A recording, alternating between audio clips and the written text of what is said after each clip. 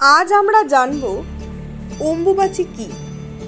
অম্বুবাচী হলো হিন্দু পঞ্জিকা অনুসারে আষাঢ় মাসে মৃগশিরা নক্ষত্রের 3টি পদ যখন শেষ হয়, পৃথিবী তখন ঋতুমতী হয়। সেই সময়কালকেই বলা হয় অম্বুবাচী। এটি মূলত ধরিত্রী মায়ের প্রজনন ক্ষমতা ও উর্বরতার প্রতীক।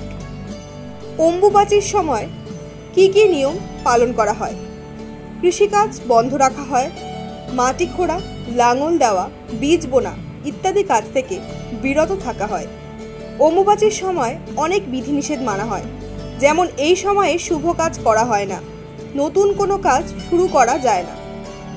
অনেক বাড়িতে এই সময় মাটির পাত্রে রান্না করা হয় এবং মাটির থালায় খাওয়াও হয়। সনাতন ধর্ম মতে অম্বুবাচীর সময় সন্ন্যাসী এবং বিধবারা ফলমূল খেয়ে থাকেন।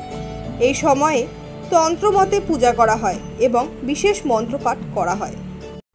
নতুন নতুন আপডেটের জন্য ফলো করুন নিউজ আপ ডেইলি।